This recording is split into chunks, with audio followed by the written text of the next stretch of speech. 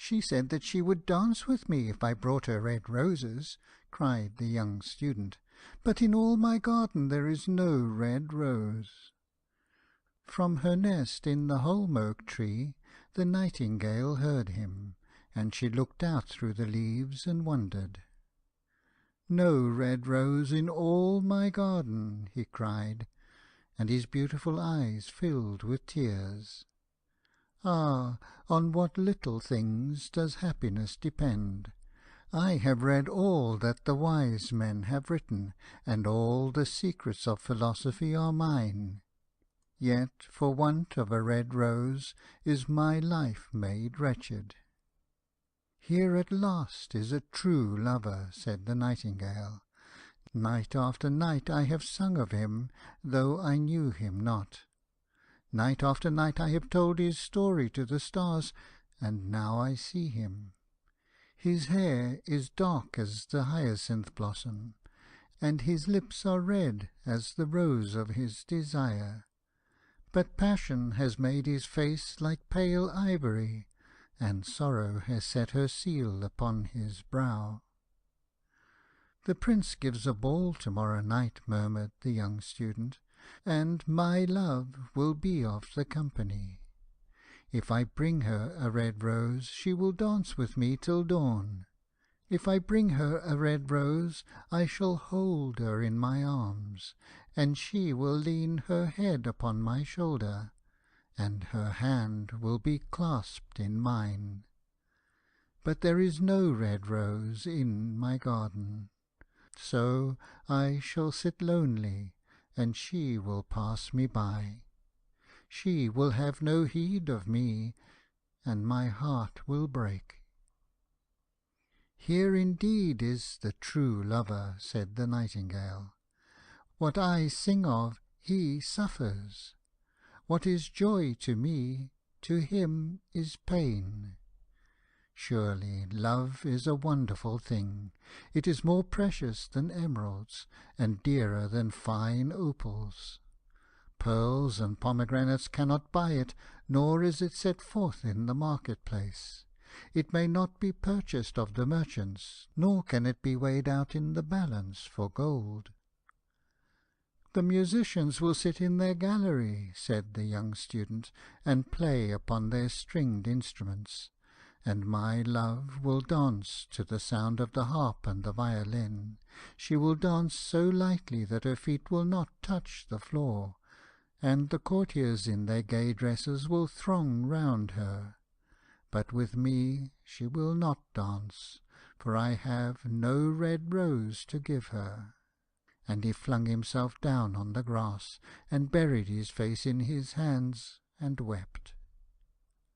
"Why is he weeping?" asked a little green lizard, as he ran past him with his tail in the air.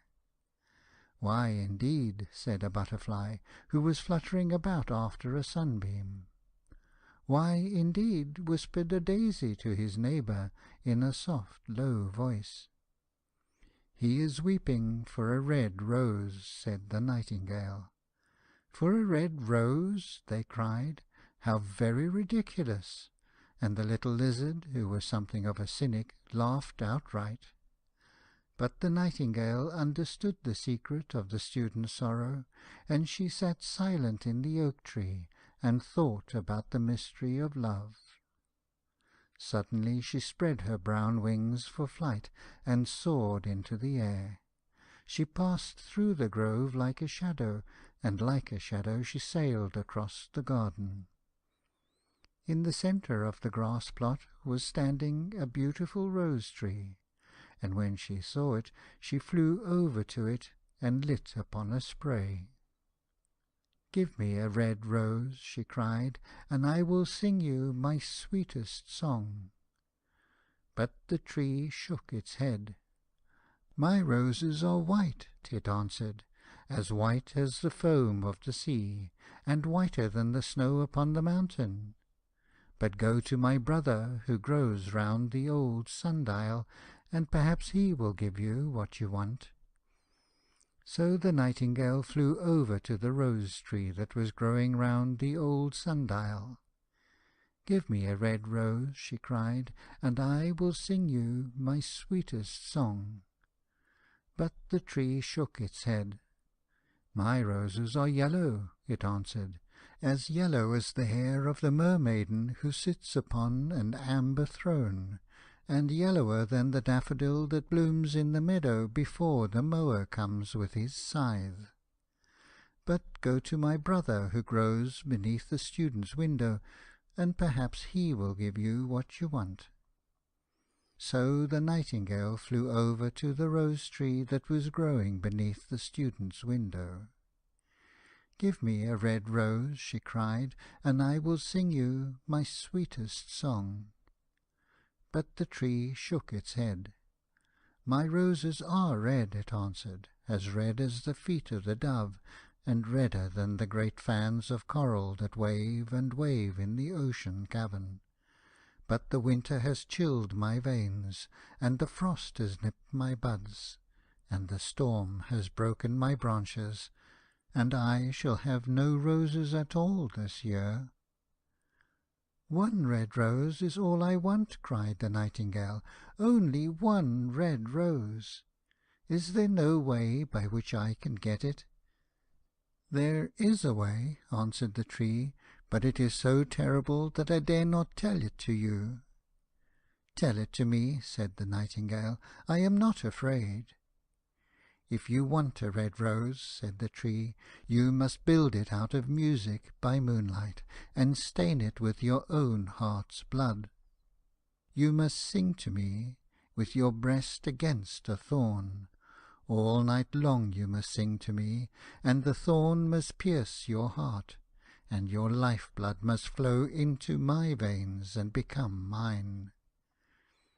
"Death is a great price to pay for a red rose," cried the nightingale, "and life is very dear to all.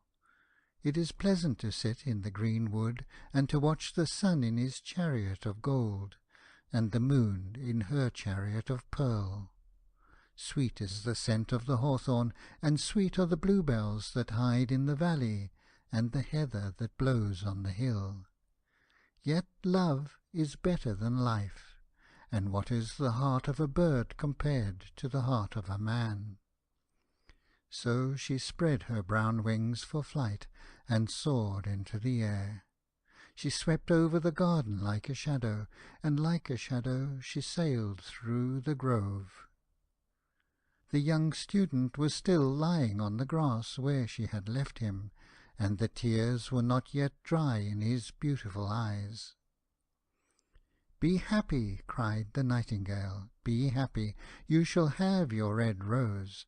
I will build it out of music by moonlight, and stain it with my own heart's blood.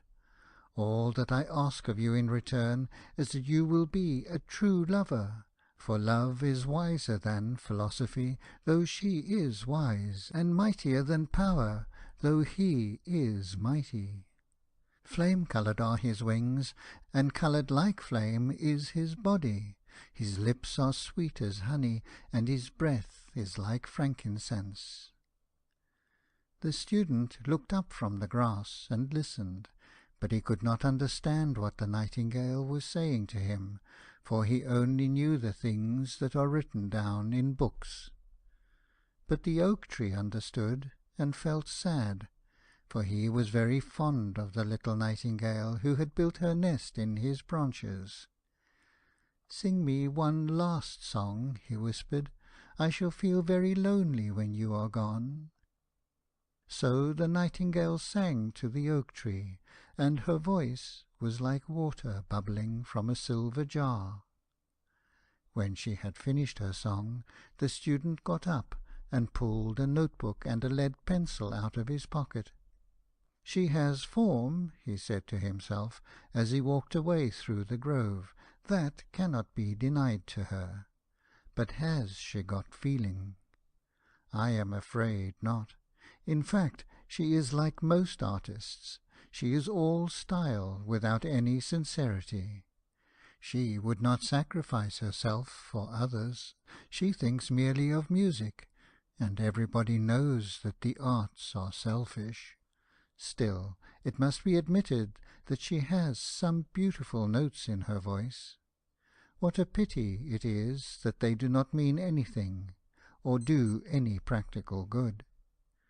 And he went into his room and lay down on his little pallet bed, and began to think of his love, and after a time he fell asleep.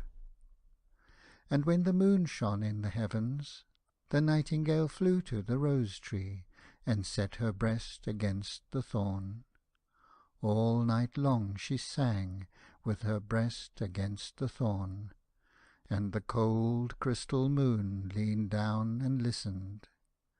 All night long she sang, and the thorn went deeper and deeper into her breast, and her life-blood ebbed away from her. She sang first of the birth of love in the heart of a boy and a girl, and on the topmost spray of the rose-tree there blossomed a marvellous rose, petal following petal, as song followed song. Pale was it at first as the mists that hangs over the river, pale as the feet of the morning, and silver as the wings of the dawn. As the shadow of a rose in a mirror of silver, as the shadow of a rose in a water-pool, so was the rose that blossomed on the topmost spray of the tree. But the tree cried to the nightingale to press closer against the thorn. "Press closer, little nightingale," cried the tree, "or the day will come before the rose is finished." So the nightingale pressed closer against the thorn, and louder grew her song, for she sang of the birth of passion in the soul of a man and a maid. And a delicate flush of pink came into the leaves of the rose, like the flush in the face of the bridegroom when he kisses the lips of the bride. But the thorn had not yet reached her heart, so the rose's heart remained white, for only a nightingale's heart's blood can crimson the heart of a rose. And the tree cried to the nightingale to press closer against the thorn. "Press closer, little nightingale," cried the tree, "or the day will come before the rose is finished." So the nightingale pressed closer against the thorn, and the thorn touched her heart, and a fierce pang of pain shot through her. Bitter, bitter was the pain, and wilder grew her song, for she sang of the love that is perfected by death, of the love that dies not in the tomb. And the marvellous rose became crimson, like the rose of the eastern sky. Crimson was the girdle of petals, and crimson as a ruby was the heart. But the nightingale's voice grew fainter, and her little wings began to beat, and a film came over her eyes. Fainter and fainter grew her song, and she felt something choking in her throat. Then she gave one last burst of music. The white moon heard it, and she forgot the dawn, and lingered on in the sky.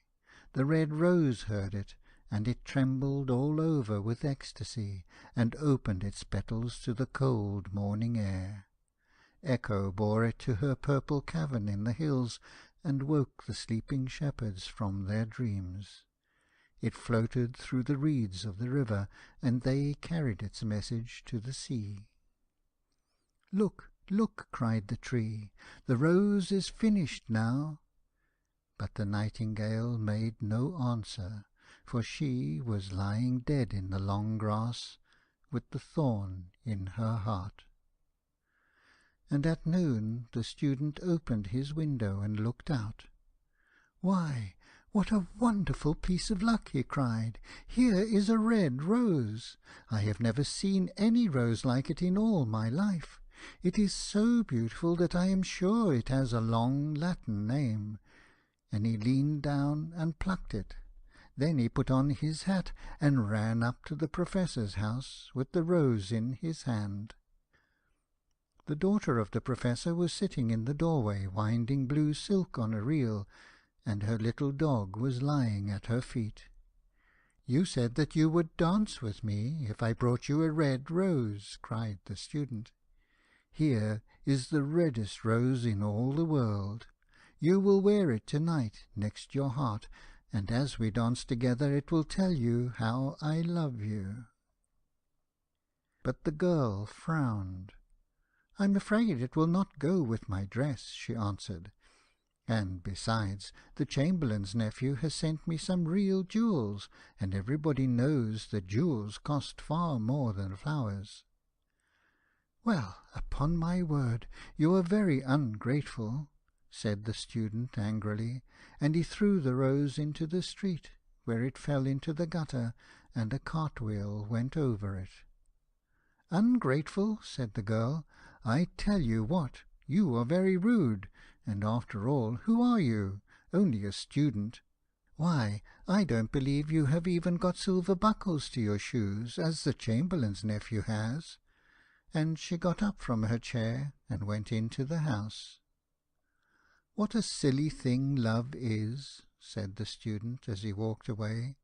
"It is not half as useful as logic, for it does not prove anything, and it is always telling one of things that are not going to happen, and making one believe things that are not true. In fact, it is quite unpractical, and as in this age to be practical is everything, I shall go back to philosophy and study metaphysics." So he returned to his room, and pulled out a great dusty book, and began to read.